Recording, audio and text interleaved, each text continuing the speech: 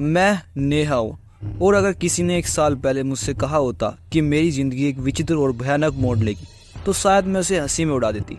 लेकिन जो मेरे साथ उस स्कूल में हुआ था उसे सोचने तक आज मेरी रूह कांप जाती है। आज से 1 साल पहले जब मैंने एक स्कूल में पढ़ाना शुरू किया था, वो एक बड़ा ही पुराना और अजीब सा स्कूल था, क्योंकि कुछ वो शहर से हटकर भी था। जब मैं पहली बार स्कूल में पहुंची तो मुझे बहुत घबराहट हो रही थी, क्योंकि मैंने आज तक किसी भी स्कूल में नहीं पढ़ाया था। जैसे ही मैं स्कूल के अंदर पहुंची तो मैंने देखा अंदर से पूरा स्कूल अंधेरे में हो रखा था। ऐसा अंधेरा देखकर मुझे अपने चाचा की याद आ गई, जो कि एक पैरानॉर्मल इन्वेस्टिगेटर थे और वो ठीक 1 साल पहले एक सच्चाई को उजागर करना चाहते थे, लेकिन उनकी रहस्यमयी तरीके से मौत हो गई। जिस दिन मौत हुई थी वे उससे पहली रात एक अजीब सी दिखने वाली गुड़िया लाए थे और उस रात में किसी से भी बिना कुछ भी बताए उसे अपने कमरे में ले गए। अगली सुबह में अपने कमरे में मरे हुए मिले। डॉक्टर्स ने बताया उनकी मौत हार्ट अटैक से हुई है, लेकिन मुझे लगता है उस गुड़िया की वजह से उनकी मौत हुई थी, क्योंकि उसके बाद वह गायब हो गई थी। उनकी रहस्यमय मौत ने मेरे अंदर भूत प्रेत में जानने की इच्छा पैदा कर दी। मैं अपने मरते दम तक यही जानना चाहूँगी कि वो गुड़िया वहाँ से कैसे गायब हो गई। और हाँ, मैंने इस स्कूल के बारे में भी भूत प्रेत से जुड़ी बहुत सारी घटनाएं सुनी थी। जब एक दिन मैं पढ़ा रही थी तो मैंने देखा एक औरत काली साड़ी पहनकर कब्रिस्तान से मुझे देख रही थी। अजीब बात यह थी कि वो बिल्कुल चुपचाप खड़ी होकर देख रही थी, जैसे वो कुछ बताना चाहती हो। मैं उसको पास से देखना चाहती थी कि तभी वो वहाँ से गायब हो जाती है। ये सब देखकर मुझे अपनी आंखों पर विश्वास नहीं होता। जब मैंने स्कूल स्टाफ से बात करना चाहिए तो उन्होंने मुझे साफ मना कर दिया, जैसे कि वो मेरे से कुछ छुपाने की कोशिश कर रहे हो। लेकिन मुझे यहाँ कुछ भी सही नहीं लगता। फिर कुछ बच्चों ने मुझसे बताया कि जिस औरत की आप बात कर रही हैं उसको हमने भी स्कूल में देखा है। फिर मैंने पूछा, तुम्हें किसने बताया कि मुझे ऐसा कुछ दिखाई दे रहा है? ये बात सुनकर वो चुप हो गए। मेरा शरीर बिल्कुल ठंडा पड़ गया। मुझे अपने चाचा की भूतों की बातें याद आने लगी। एक दिन ठंड के दिनों में जब चारों ओर कोहरा हो रखा था, मैंने उसे फिर से काली साड़ी पहने हुए देखा। इस बार वह बहुत करीब थी, लेकिन ये बात देखकर मैं बहुत डर गई कि उसके मुंह की जगह एक कौवे का मुंह लगा हुआ था, जिसे मैं बिल्कुल साफ साफ देख सकती थी। उस रात मुझे नींद नहीं आई। मैं पूरी रात उसके बारे में ही सोचती रही कि वो मुझे ही क्यों दिख रही है और उस स्कूल में ऐसा क्या है जो बच्चों को डरा रहा है। मुझे शेर को डरा के दिखा। अब मैंने सोच लिया था कि चाहे कुछ भी हो जाए, इस औरत की सच्चाई बाहर लानी ही होगी। अगले दिन से ही मैंने अपने स्कूल में जांच शुरू कर दी कि इस स्कूल की इमारत ऐसी क्यों बनाई गई है और इसे कब्रिस्तान के बराबर में क्यों बनाया गया है और क्यों वो औरत कब्रिस्तान में ही दिखती है। एक सुबह जब मैं कॉरिडोर से गुजर रही थी कि तभी अचानक से मुझे एक अजीब आवाज़ सुनाई देने लगती है, जैसे कोई मुझसे ही कुछ कहना चाहता हो, लेकिन वहाँ पर कोई भी नहीं था। फिर कुछ देर बाद में खुद ही वो आवाज़ बंद हो जाती है। कक्षा में भी किताबें अपने आप हिलने लगती हैं। खिड़कियाँ जोर जोर से खुद ब खुद हिलने लगती हैं। उस रात में जब जांच करने के लिए स्टाफ रूम में जा रही थी कि तभी मेरी नज़र एक दिलचस्प चीज़ पर पड़ती है। वो सुनीता मैम थी, इंग्लिश टीचर, जो यहाँ पर 30 साल से पढ़ा रही थी। वो एक कोने में खड़ी होकर सिगरेट पी रही थी। ऐसा करना स्कूल में सख्त मना था। ऐसी गलती पर स्कूल से बर्खास्त भी किया जा सकता था। मैं इस अवसर को बेकार नहीं जाने देना चाहती थी। जैसे ही उनकी नज़र मेरे पर पड़ी तो वो बहुत डर गई। मुझे पता था उन्हें सारी बात मुझे बतानी ही पड़ेगी। मैंने उनसे पूछा कि वो औरत और स्कूल के आसपास होने वाली घटनाओं के बारे में मुझे सारी बात बता दीजिए।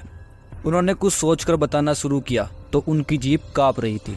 वे कहने लगी कि यह स्कूल एक कब्रिस्तान पर बना हुआ है और यहाँ पर 18वीं शताब्दी में एक बार बहुत बड़ा नरसंहार हुआ था। यहाँ पर कई लाखों लोग मारे गए थे, सिर्फ एक रहस्यमयी तांत्रिक के कारण, जो लोगों को अपने जादू से गुलाम बना लेता था। वो अमर और दुनिया पर राज करना चाहता था। वो इसी जगह पर जो उसके आदमी मारे जाते थे उनकी आत्मा को कैद कर अपने आप को और शक्तिशाली बना लेता था। वो उन सारी आत्माओं की शक्ति को एक मुखौटे में रखा करता था, जो एक कौवे के मुंह जैसा दिखता था, और उसको हमेशा पहनकर ही रखता था, क्योंकि सारी शक्ति सिर्फ उस मुखौटे के अंदर ही थी।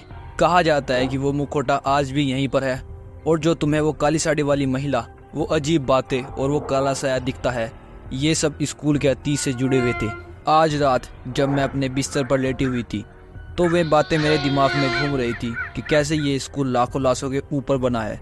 वो एक अकेला तांत्रिक जिसकी वजह से लाखों लोग मारे गए थे, और वो मुखौटा कहाँ है कुछ पता नहीं। अगले दिन मैं स्कूल में और बात जानने के लिए लाइब्रेरी आती हूँ। शायद यहाँ पर मुझे कुछ और मिल जाए, क्योंकि यहाँ पर सारी पुरानी किताबें रखी हैं।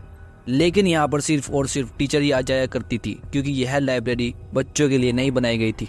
अगर मैं इस कहानी का उजागर करके उस मुखौटे को पा लेती हूँ तो शायद ये स्कूल इन भूतों प्रेतों से बच जाए। मुझे नहीं पता था कि यह निर्णय मुझे मौत के रास्ते तक ले जाएगा। फिर मैंने पुरानी किताबों को खोजना शुरू कर दिया, जहाँ मुझे पता चला कि ऐसी लड़ाई हकीकत में की गई थी। वैसे एक बात और, मुझे एक विशेष किस्म की डायरी भी मिली। यह एक फीमेल टीचर की थी, जिसने जब से ये स्कूल बना था उसने सारी घटनाओं को बताया था जो उसके साथ घटी थी। लेकिन जो उन्होंने लिख रखा था वो तो बिल्कुल ऐसे ही मेरे साथ भी बीत रहा था, और उन्होंने तो उस औरत की तस्वीर भी बना रखी थी। मैं जितना भी पढ़ रही थी मुझे एहसास हो रहा था कि यह स्कूल भूत प्रेतों से भरा हुआ है, और इनके साथ साथ उस काले कौवे के मुखौटे के बारे में भी लिखा हुआ था। उस रात मैं जल्दी वहाँ से निकल लेती हूँ, क्योंकि रात में मेरा अकेला रुकना सही नहीं होगा। मैं चलते वक्त भी उस शिक्षक के बारे में ही सोच रही थी कि क्या उसने मुखौटे के बारे में और लिखा होगा, और कैसे उसकी जांच करते हुए रहस्यमय मौत हो गई। क्या पता शायद मेरी भी मौत ऐसे ही हो जाए। अगले दिन मैं थोड़ी डरी हुई थी, लेकिन मुझे कुछ भी करके ये राज बाहर लाना ही होगा। फिर मैं उस किताब को ढूंढने लगी जहाँ पर मैंने कल उसको रखा था, कि तभी अचानक से लाइब्रेरी का माहौल बदल जाता है, जैसे कोई मुझे अपनी ओर खींच रहा हो। लेकिन फिर भी मुझे वो किताब मिल ही जाती है। उसमें मुझे एक खास पेज मिला, जिसमें अभी तक जितने भी टीचर यहाँ पर आए थे उनके बारे में सब कुछ लिखा हुआ था। लेकिन फिर मैंने देखा कि हर कुछ सालों में कुछ महिला शिक्षक के नाम के आगे एक्स मार्क लगा हुआ था। ये एक्स मार्क उनके आगे लगा था जिनकी इस स्कूल में रहस्यमय कारण से मौत हो गई थी। इन सब में एक कौन बात मैंने देखी कि ये सब लगभग 20 साल की थी और अनमैरिड थी और अकेले रहती थी। जैसे जैसे मैं गहराई में जा रही थी कि तभी मेरे सामने वो काले कौवे का चित्र आ जाता है, जिस पर इन सभी शिक्षक के नाम थे जिनकी रहस्यमय मौत हो गई थी। मैं जितना भी खोज रही थी वो सब एक के बाद एक जुड़ती जा रही थी। उस रात जब मैं अपना खाना बना रही थी, मैं आज के बारे में ही सोचने लगी। हॉल में आवाज़ सुनना, एक आत्मा का एहसास होना, उन शिक्षक की रहस्यमय मौत होना, ये सब ऐसी कड़ी मुझसे जुड़ रही थी जैसे कि स्कूल ही चाह रहा हो कि मेरी पुराने रहस्य की बातें बाहर लाई जा सके। अगले दिन मैं फिर से अपनी खोज करने चल देती हूँ। आज मुझे बिल्कुल भी डर नहीं लग रहा था, क्योंकि अब मुझे पता चल गया था कि मैं अब इस रहस्य के अंतिम छोर पर। और तभी मैंने उस औरत को फिर से देखा जिसका मुंह कौवे का था। हैरानी की बात यह है, आज तो वो लाइब्रेरी के अंदर ही आ गई थी। मेरा शरीर उसे देखकर बिल्कुल पैरालाइज सा हो गया और दिल भी बहुत तेज तेज धड़कने लगा। लेकिन फिर मुझे एहसास हुआ कि यह मुझे कोई नुकसान नहीं पहुंचाएगी। यह सिर्फ मुझे देख रही थी। मैंने कुछ कहने के लिए अपना मुंह खोला, लेकिन वो इतनी देर में वापस चलने लगी। मैंने आज इसके पीछे जाने का फैसला किया। आज मैं सबसे ज्यादा डरी हुई थी, लेकिन जो भी हो जाए आज तो यह रहस्य बाहर आकर ही रहेगा। मैं उसके पीछे पीछे स्कूल के चर्च तक पहुंच गई थी। इस चर्च में मैं आज तक नहीं आई और ना ही इसके बारे में मुझे कुछ पता था। वो चर्च बिल्कुल नया चर्च लग रहा था, जैसे कि फिलहाल ही मैं बनाऊं। इतना मैं उस चर्च को देख ही रही थी कि काली साड़ी वाली महिला जैसे ही वो चर्च के अंदर पहुंची तो वो वहां से गायब हो गई। मुझे आज अपनी मौत दिख रही थी, लेकिन फिर भी मैं अंदर चली जाती हूँ। जाने के बाद मैं उस काली साड़ी वाली महिला को खोजने की कोशिश कर रही थी कि तभी वो मुझे दिखती है और अचानक से गायब हो जाती है। जहाँ से वो गायब हुई वहीं पर एक ढक्कन लग रहा था, जैसे कि वो किसी रास्ते का दरवाजा हो। फिर मैंने उस ढक्कन को बिना कोई भी आवाज किए हटाया और अंदर जाने का फैसला किया। मैं सीढ़ी से अंदर जाने लगी। जब मैं अंदर पहुंची तो मैंने देखा वहाँ पर बहुत पुरानी पुरानी चीजें रखी हुई थी, जैसे किसी बड़ी रियासत की हो। वहाँ पर एक बात हैरान करने वाली थी कि वहाँ पर बहुत सारे आदमियों के मुंह रखे हुए थे। कमरे के बिल्कुल बीचों बीच कौवे का मुखौटा भी रखा हुआ था।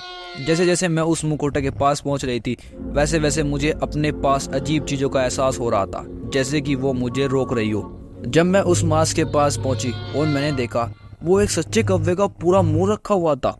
इसे देखकर मैं बहुत घबरा जाती हूँ और वापस जाने लगती हूँ कि तभी मुझे ऐसा लगा कि कोई मेरे अंदर प्रवेश कर गया और कुछ साए मेरे चारों ओर चक्कर काटने लगे।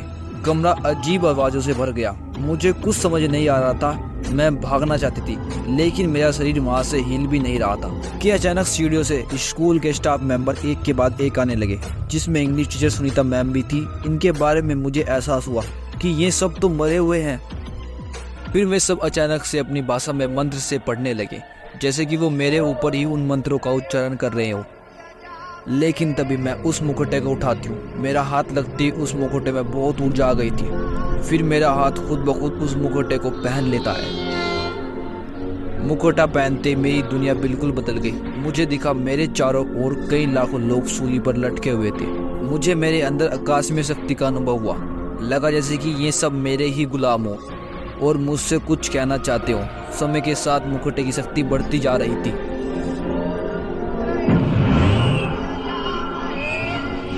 लेकिन उन्होंने अभी तक भी मंत्रों का उच्चारण बंद नहीं किया, पर अब उनके चेहरे पर डर नजर आ रहा था, जैसे कि वो मेरी शक्ति से घबरा रहे हो। आखिर में मैंने उस मुखौटे को तोड़ दिया। उसे टूटते ही आकाश में रोशनी चारों ओर उस कमरे में फैल गई और इन सब ने अपनी आंखों पर हाथ रख लिए, क्योंकि इतनी लाइट किसी पे भी देखी नहीं जा रही थी। इस चीज़ का फ़ायदा उठा के मैं वहाँ से भाग ली। मुझे किसी भी तरह वहाँ से जल्दी निकलना था। जैसे ही मैं सुरक्षित स्थान पर पहुंची, मैं आखिरी बार उस स्कूल को देखा और वहाँ से वापस चल दी एक नई शुरुआत करने के लिए। हेलो, आई होप तुम्हें ये वीडियो पसंद आया होगा, क्योंकि यार बहुत टाइम लगा इस वीडियो को बनाने में। अगर पसंद आई है तो यार लाइक करो, ठीक है। चाहे सब्सक्राइब करो ना करो यार, लाइक जरूर कर दो। तो चलो बस मिलते हैं अब नेक्स्ट वीडियो में। चलो मैं बंद कर रिकॉर्डर को, टाइम हो गया, टाइम से।